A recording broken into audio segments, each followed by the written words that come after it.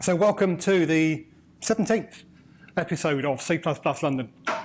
Thanks for coming to this alternative venue. Thanks to Splash Damage for hosting us when we got caught short.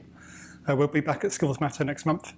I appreciate that for some of you it's been a bit more of a journey than usual. A lot of people couldn't make it tonight. We won't talk about them. All right, as usual, I don't know if you can see them there, but we have our list of community sponsors along the bottom of the first slide. You might see a couple of new ones there. Hopefully you'll see them better later, because we'll talk about those in a moment. Here's our agenda for tonight. As usual, I'm doing my intro. We're going to have a series of lightning talks. There's 4 up there. Actually, technically there's 5, because what I'm doing is actually 2 back to back. I'll explain more when I get there. And then our main event is going to be Yakov with tuppence more on standard algorithms. That'll be after the break. Before we get on to the talks, let's do a little bit more news. Starting with C++ London University, or the new name for it is going to be C++ London Uni, just to make sure people don't get it confused with a real university. That will change at some point on the website. Tom's asked me to mention this tonight because the cycle is going to be restarting in May. Going to be a new course. So if you've been holding off, waiting for the new course, for new material to come, good time to start. As it happens, the last one of the current cycle is going to be tomorrow night, and it's going to be me presenting. I'm going to be talking about catch. So if you want to hear more about catch and unit testing, you might want to come along to that. Now, talking of things with C++ in the name, just a little update on the conference, C++ on the C. Got a new design for the website. It's not completely finished yet, so I'm still not announcing it too widely. We'll be doing that soon. And also be opening the call for speakers. But I can confirm that we have 2 keynote speakers, and it's not completely public yet, but of course will be by the time this video goes out. I can confirm that we have Kate Gregory, who was keynote speaker at Meeting C++ last year, and we have Matt Godbolt, who also keynoted last year at CPPCon, famous of course for Compiler Explorer, which everyone refers to as Godbolt anyway. So really excited to have those keynote speakers. Looks like it's going to be a real conference after all. Check out the new website. And yeah, another piece of news. So this is John Kalb's website, his blog. We're going to see a little bit more of this in a while, but the reason I bring this up now, this is his CPP chat page. Anyone here ever watch CPP chat? Yeah, a couple of people. So for those who haven't, this is a YouTube channel where a group of C++ developers will get together, hosted by John Kalb. It was weekly, and just have a roundtable discussion of current news in the community. You probably can't read it, but it actually says here, we're on hiatus until CPPCon, and that was last September. They haven't actually done an episode since then either.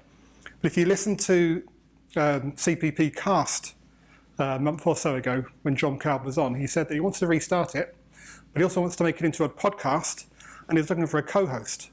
So who volunteered to be a co-host? I did. So I'm going to be co-hosting with John in the podcast format as well. We've actually already got a recording in the bag after the ACCU conference the other week. Videos are already done for that. But most of them are going to be live streaming, so that will be out soon as well. I wanted to give you the heads up. And in fact, that's what one of the icons you saw earlier was, and on my t-shirt actually says CPP chat, so now you know. Got an icon as well. So, right. Getting into the real meat. Lightning talks. And we're going to have a little changeover now for the mics and introduce our first speaker, Richard, who's going to come up. And he's going to tell us about the ACCU conference from his perspective. Okay, so ACCU and me. I'm Richard Chandler. Just before I get into it, I would have practiced this talk with my cat, but unfortunately she died on Saturday. So my talk is going to concentrate on 2 aspects that kind of cross over for me, a bit of my life story and going to the conference as well. which fits in. So I had some challenges. I need to make some changes. When I went to the conference, there were some head talks and some heart talks. But all of this is all going to be based around growing. I don't want to be negative about what happened. It was a positive experience, and part of me being here is to grow as well. My first talk. Right.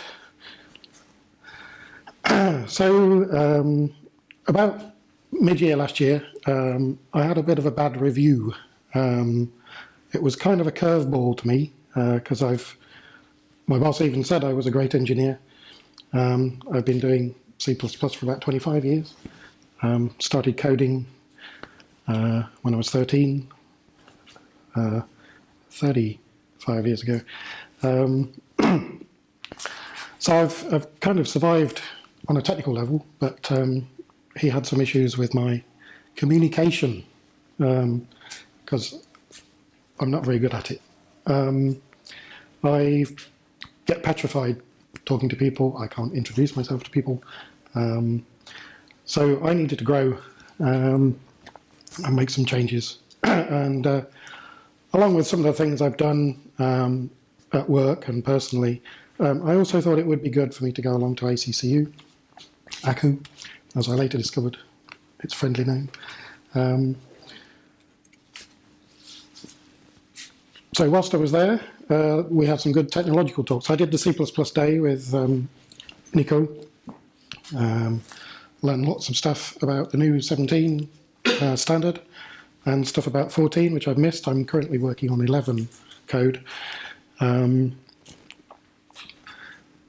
That was quite grueling, an awful lot to get through, but I learned quite a few things, and some stuff in 11 has been deprecated, like W-string convert. It's been deprecated because it doesn't work. So that was quite good for me to pick up on. We had a topology talk. I've always visualized programs as, blobs in space, falling down cliffs when you're recursing, zipping tables together in SQL.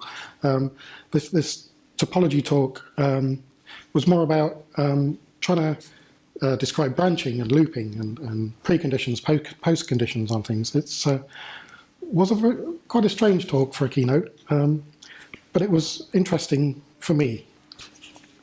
There were at least two languages. One was a keynote. We had some Kotlin, an introduction to Kotlin, which to me seems intimately flexible, just like C++, without all the angle brackets and curly brackets and all that sort of stuff. You can even make new keywords in it as you're going along. So it looks quite cool.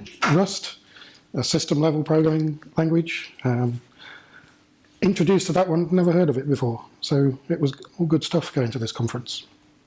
And there was another talk on turtles. So I did go to ACCU about 5 years ago, 5 years ago, where I learned how to program my way out of a paper bag. This time we had a turtle trying to find its way into the paper bag. A good machine learning talk and various techniques that are used in machine learning. A bit dry. Water. Sorry. Okay. There were some heart talks as well, things that I'm referring to heart talks. The very first keynote was a diversity one, and I can see why we needed it. I was going to say, welcome to my talk, ladies and gentlemen. We do need more women in our industry. It was a good talk. I think it was Jen Ashley. Did a good coverage of what she has done and what groups she's involved with, how she gets young girls educated in STEM technologies and getting people into the business. But it was a very short talk, unfortunately. But it did provoke a lot of discussion in the audience, and I could feel the warmth from everybody that wanted to fill the space that have been left and provide some good feedback for her and for everybody else on how we can get women into our industry and keep them.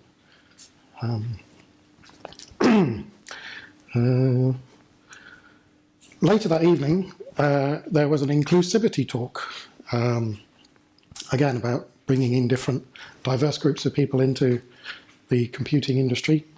And they announced a new group, well, it's been around for a year or two, Hash includes CPP. I don't know whether it's something you're all familiar with or not, but it was for me, again, a new thing I'd never come across. When I was at the diversity talk, I made a statement, and the person behind me congratulated me on saying something, and it took me ages to open my mouth and say something. I think I was the last person to speak.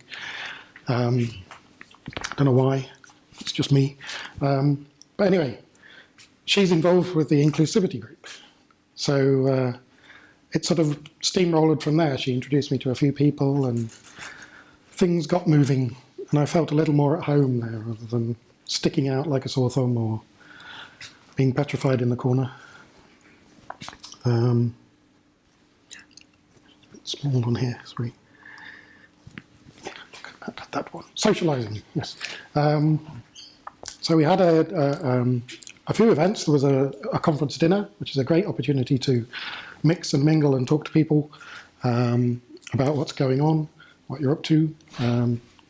We had a Bloomberg event that we went out and had a chess tournament, and then there was a jamming session where we were all, well, not all of us, but some of the people who can play instruments were jamming, and this was all being displayed on a well, the music waveform. They had a program that was changing all the amplifiers and the drum machines and this, that, and the other, and some guy was changing the code, and you could see it happening, and then you could hear it all happening, and it was really quite cool.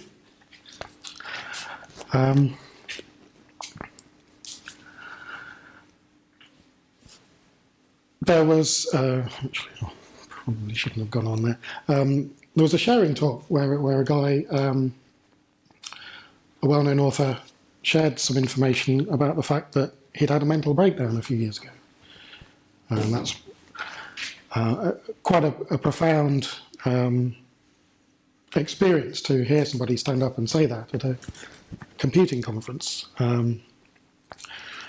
So it struck me that this was more of a community that I really wanted to belong to, and that could maybe help me grow. And indeed it has, I think. So I've been making some changes. I've been challenging myself. I've been trying to connect with people. Hopefully some people have noticed that I sort of dived in and tried to say hello to you as you arrived. Pushing myself beyond that barrier to progress. I'd heartily recommend going to ACCU. It's a great bunch of people. At the end of the conference, we had a talk from Sebros, comparing going on a walking holiday in France with agile software development. And it just reminds me that I'm human just like everybody else. And it was quite hard fighting back the tears at the end, because that was the last talk of the conference. That was it, all over. It's quite emotional, even though he didn't particularly do anything. But just the whole experience got to me. That's really what I wanted to share. I have been published. I do some stuff for my company. There's 2 blogs there. And I do write some stuff, but I wouldn't say I'm prolific. But if you're interested, get in touch. Thank you for listening.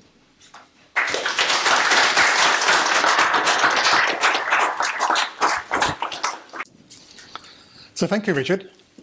I think that's a very brave thing to do, to come up here and tell everyone that you're terrified of speaking in public. And that was really an opportunity for you to grow, as you said in your slides. So I think we can count that a big success. So thank you for that. Yeah. And also, you know, we come here and we listen to lots of very highly technical talks. And I think it's important to have some of the personal side as well, how we actually feel about everything that's going on and our role in the community. So that was a nice touch. Thank you for that. Now, the next talk's actually going to be me, so I'm going to stay up here. But it wasn't actually my talk originally. But this is one of two talks we're going to do tonight, covering somebody else. This was originally John Kalb. So I mentioned him earlier as the host of CPP Chat. But he did a talk last week, week before last, wasn't it? ACCU conference. Time flies. Called This Is Why We Can't Have Nice Things. And I'm not talking about the people just entering the room. It's not their fault.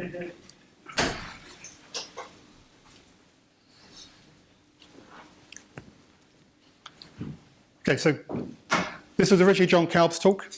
I'm going to run through that here now, and then I'm going to do another talk, and you'll see why I'm putting these two together in just a moment. This talk is actually about the idea that's become called East Const. Now, who here knows what East Const is? So, not everyone. So, this talk's for you if you didn't put your hand up. Of those who put your hand up, who? I didn't actually bring my wristband. Okay. Who here follows East Const? Ooh, okay, we're going to have a fight afterwards, right? So, East Const.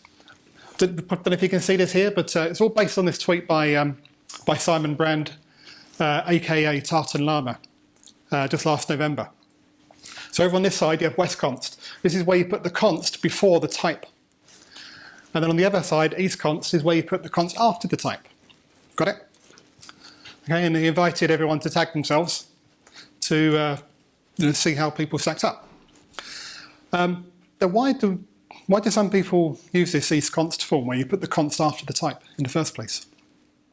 Well, it wasn't invented by Simon Brand. Practice goes back quite a long time. The first recorded description of this that John found was from 2011. Dan Sachs wrote an article for Dr. Dobbs' journal called Simplifying Const Syntax, where he talked about the merits of placing the const to the east, although he didn't use that term. I'm pretty sure I've seen discussions of this years before that as well. I can't remember when I first started doing it. So what's the point of this? So John calls it consistent const. And we start with how const is described in the standard itself.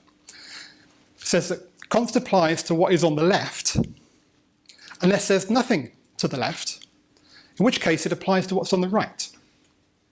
So it's a little bit tricky to remember all that. Now, if you use East Const or consistent const, then the rules are const applies to what's on the left. That's it. Much simpler. Easier to teach, easier to reason about, easier to think about, unless, of course, you've been indoctrinated by the West Const practice that everyone's been following all these years. Now, one objection that a lot of people raise is that, well, we want to read our code from left to right. We want to say that it's a const integer, not that it's an int const. And John's reply was, well, you can still do that, you just have to actually read the code from right to left.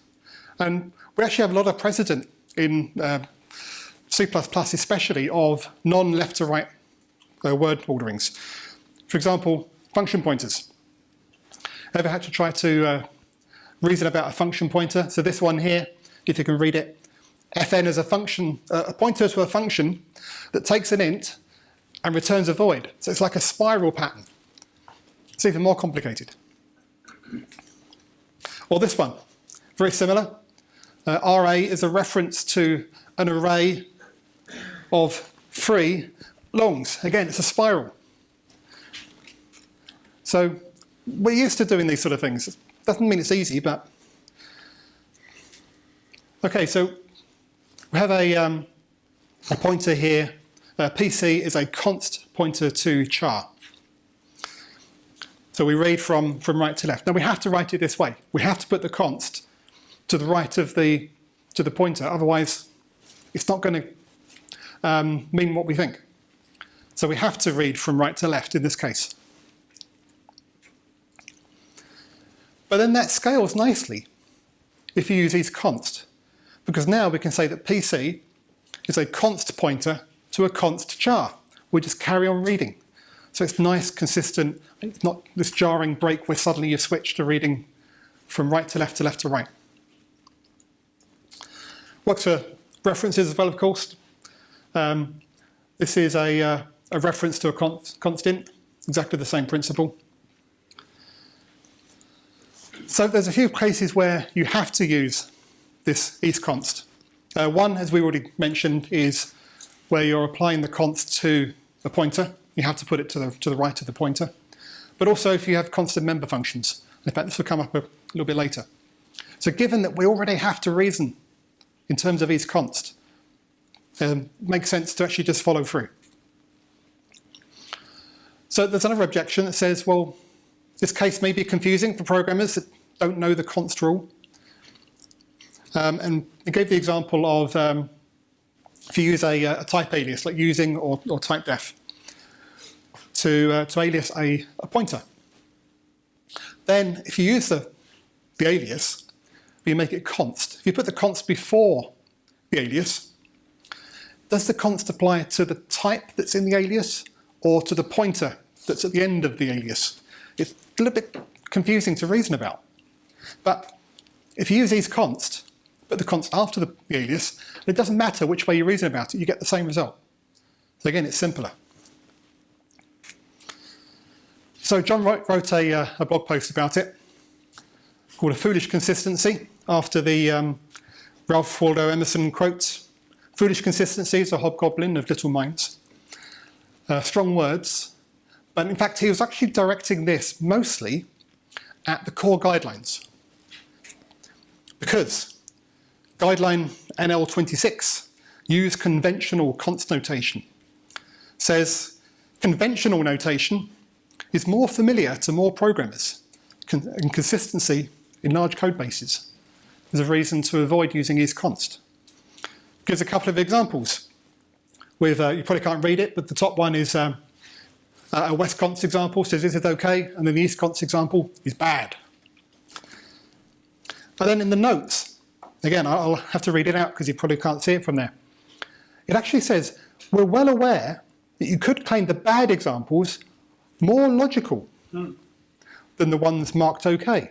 So they're admitting that it's actually probably more logical. But they also confuse more people. And here's where it really gets to it. Especially novices relying on teaching material using the far more common conventional OK style. So what he's saying is, because people have been teaching in a more inferior, less consistent way, we should keep doing that. And then the amusing bit at the bottom, under enforcement, and this is really for static analyzer tools, it says that it should flag const used as a suffix for a type. This is amusing because in the second batch of examples it gives, it's actually using const as a suffix, because it has to after the pointer. So it's breaking its own rule. And that's why John called this is why we can't have nice things. He takes it a little bit further and says, if you must remain consistent with the past, you can never improve. That's his point here. Rather than a foolish consistency with what we've always done, whether it's better or worse, no, we want to change if we want to get better, is the point. And so he finishes with a call to arms, and this is why I wanted to bring my wristband. He had all these wristbands printed with isConst on. You can actually let everyone know you're an isConst person. Invited you to join the revolution. If you don't have a wristband, you can at least sign his petition. So on //.info petition, you can sign your name there. The petition for const consistency. And that was the end of his talk. I then followed up at the ACCU Lightning Talks with my own talk, just called at the time East All the Things. So I started with this quote. The point here was that all this talk of isConst got me thinking, are there any other parts of C++ that would benefit from moving further east? And it turns out there is. So C++ 11 gave us this new syntax for function declarations, trailing return types. where we can move the return type to the end of the function declaration, and you put the auto keyword at the start, just to signify that. Like in this example here, hopefully you can read that one. And that's true even if you put a const modifier on the function, on the method, so that the return type goes further right than that. That means that this is even further east than east const. Think about it. But why did we need to introduce this syntax in the first place? The motivating example is usually something like this, where the return type itself is computed usually using a decl type, based on an expression that uses names that are only in scope after the argument list, because they're actually the names of the arguments. So we couldn't have actually done it before the function. Now, there's actually other ways usually to do this now. Now we have decl val, and it's fairly rare that we actually need this in practice, but I'm still glad this is in the language, and it can be quite useful. It's also consistent with lambda syntax, also introduced in C++11, where if you want to explicitly declare the return type, the only way you can do it is with a trailing return. So it seems to be the way that the language is going.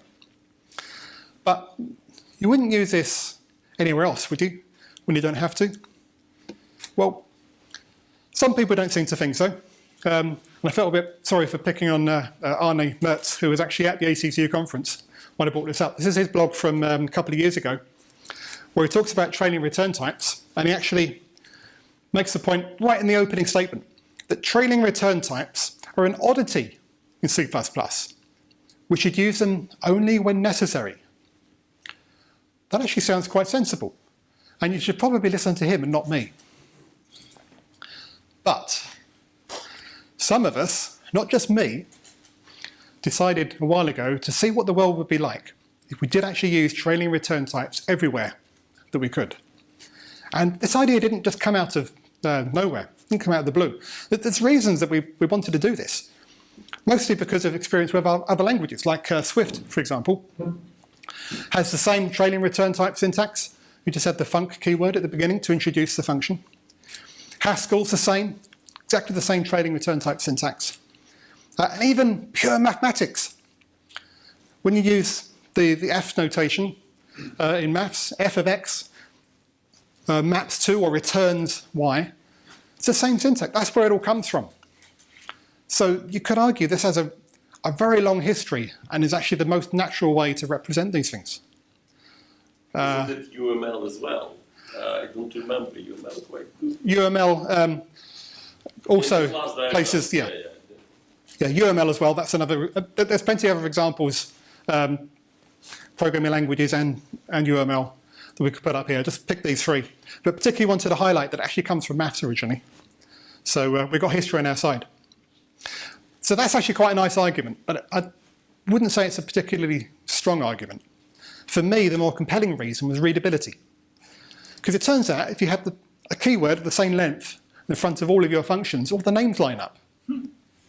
So when you have an interface or just a list of functions, you can scan through and you can very easily find the name that you want without it zigzagging across the page.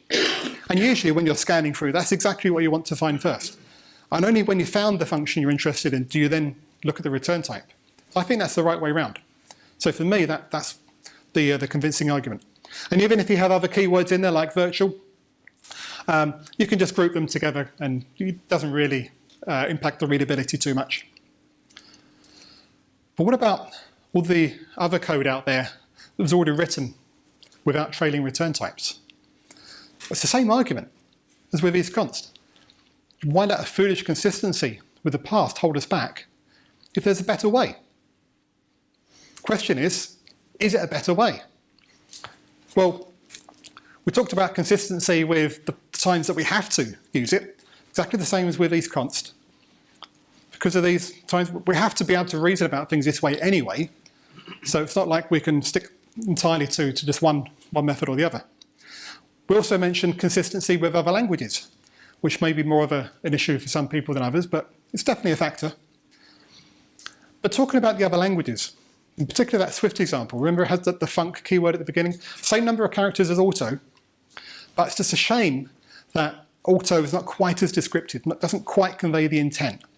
It's a shame we couldn't introduce a new keyword into the language to match that. But of course, C++ being as flexible as it is, we can. In fact, if we're going to do that, why stop there? Let's fix the whole thing, East const as well. Now we can write code like this. It looks very much like Swift, Rust, any of those sort of languages. It feels a lot better and it does the right thing. Now, I'm not quite so serious about this bit, but the whole trading return types thing used everywhere. I've been using that in production code for a couple of years now, and it's working really nicely. And I have to say, all the benefits are really paying off. It's not a big thing, but it's a nice thing.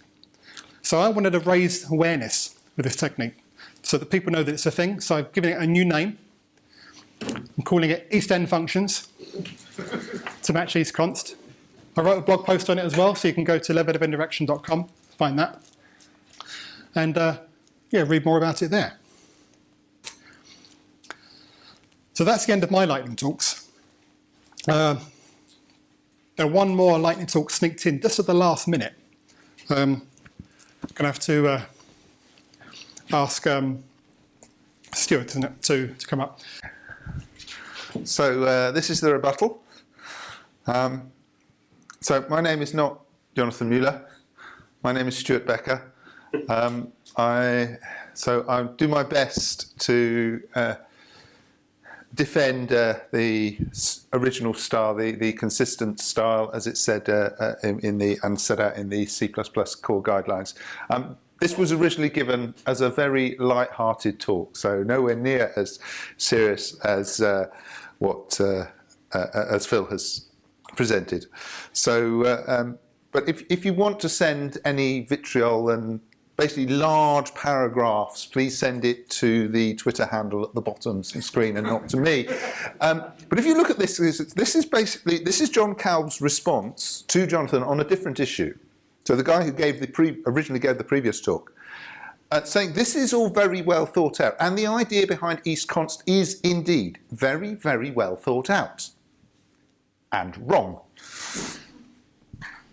But first of all, please, can we get this right? It's not East const and West const. It's East const and const West.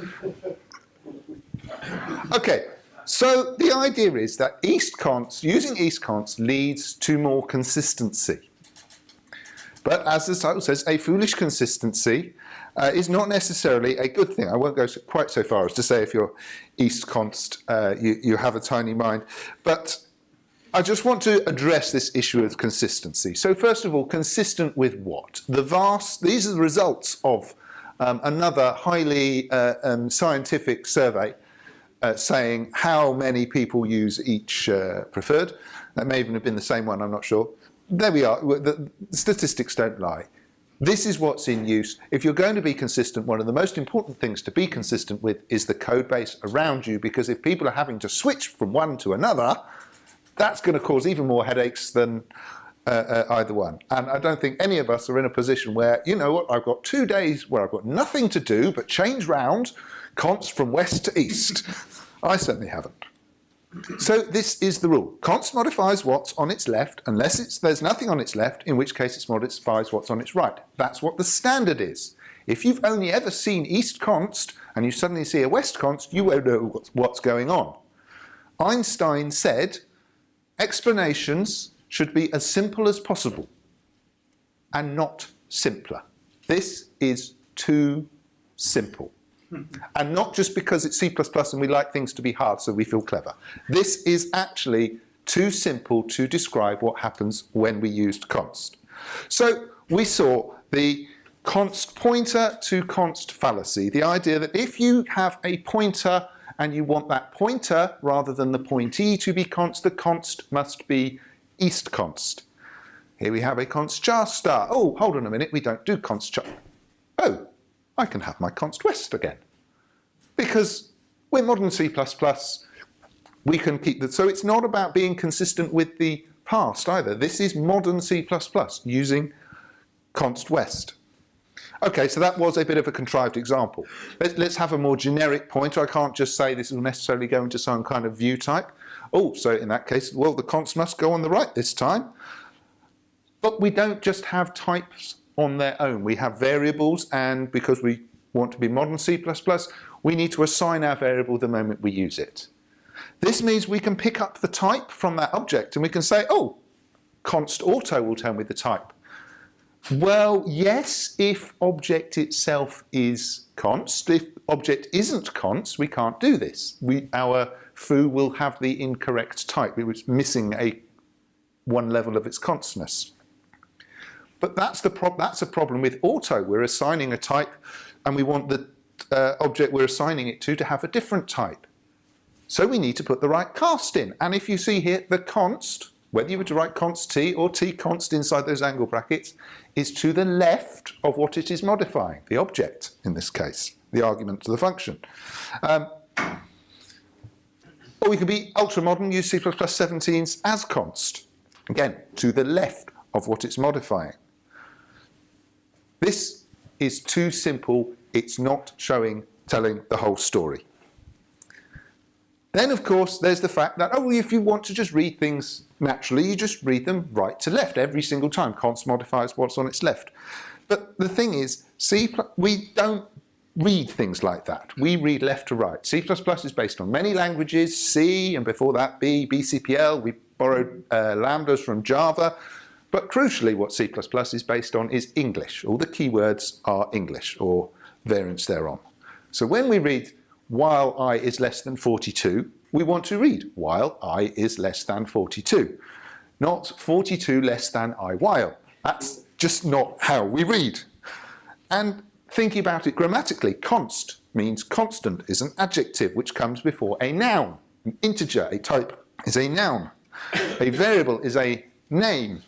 And a pointer, the decorators, is like titles. So, it's being St. George's Day, const integer pointer to foo, adjective, noun, title, name, brave, knight, St. George. It's exactly the same grammatical construct. Okay, so we'll start up, build a bigger and nastier expressions, and we'll see how we go. So int is integer. I think we can see this. So this was close to another example we have an integer array of size 3. We just read it as we see it, left to right. So integer, or an integer returning function taking a constant integer reference.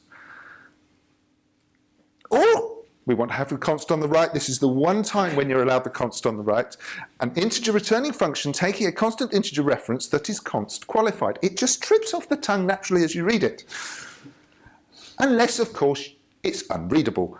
When you have to use this clockwise spiral rule, which basically demolishes the rule of you read it right to left. You don't, because you don't read it right to left, because you don't read that. You don't write that, you write this, which is exactly the same, I hope. So I think I have slain the dragon of East Constia, and the citizens of Const Westia are safe. But we will be gallant in our victory and offer a compromise. The reunification of Constia. Const West, East Const. One of the guidelines, if you read Scott Myers' book, is write const wherever you can. This is legal C++. This will compile and run. So there is no reason for anybody to complain about this unless you're a compiler. Thank you.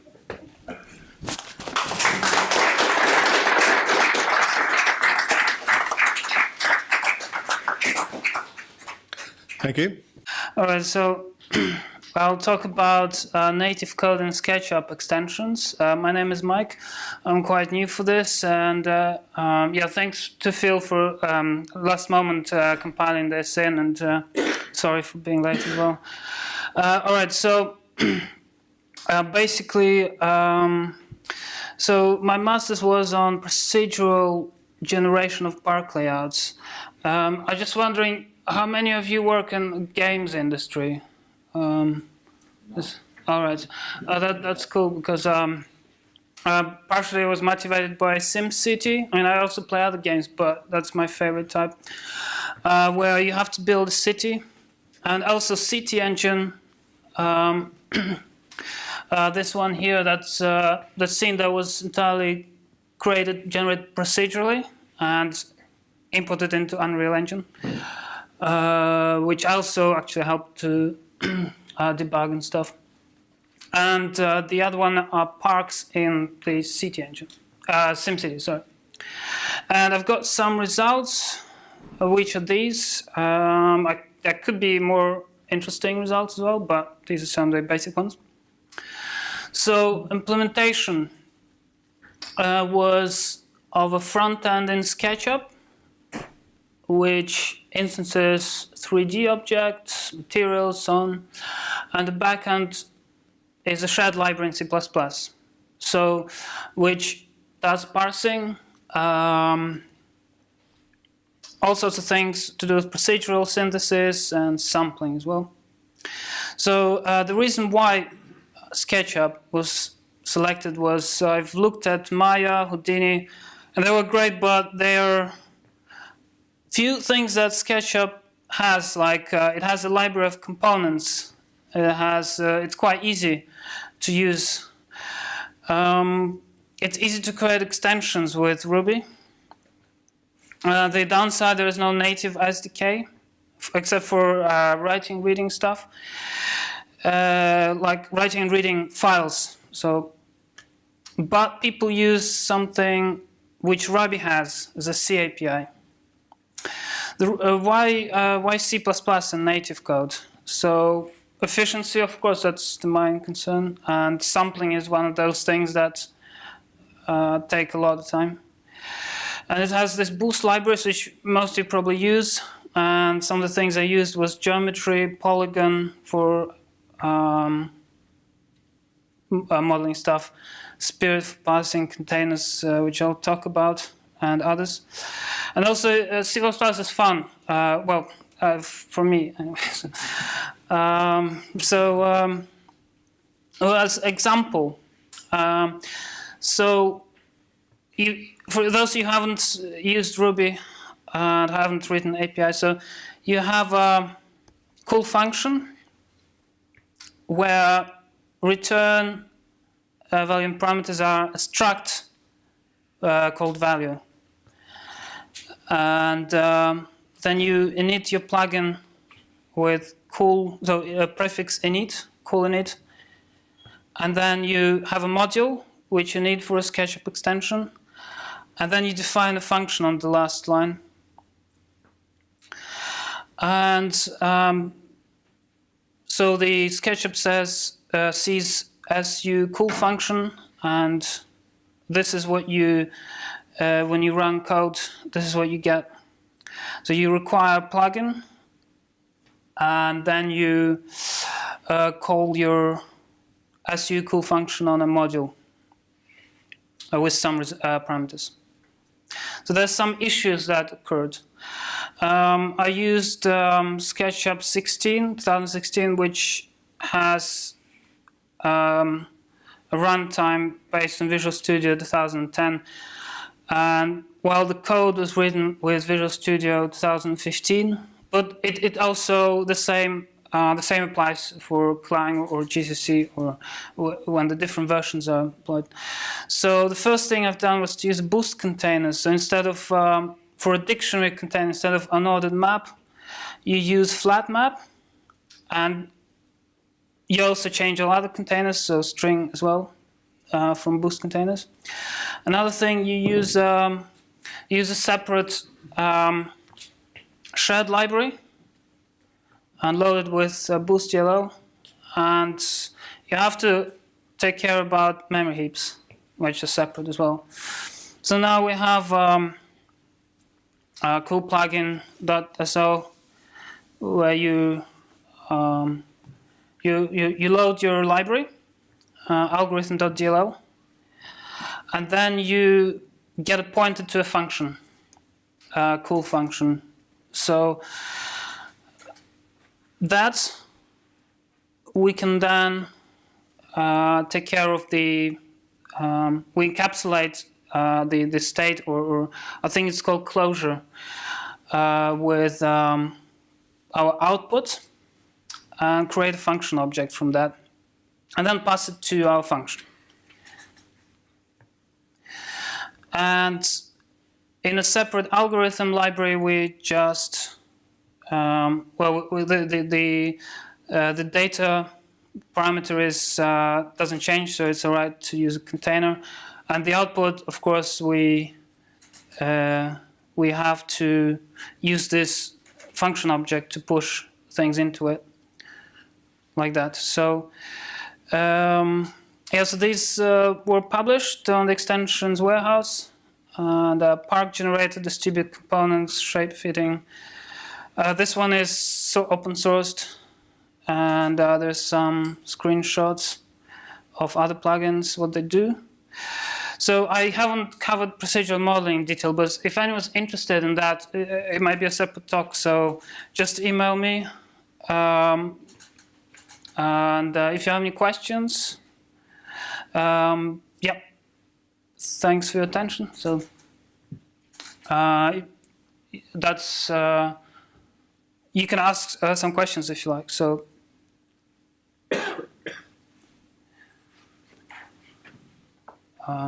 or just I guess just email me at contact@michaelvasiljevs.com. So all right. So, thanks.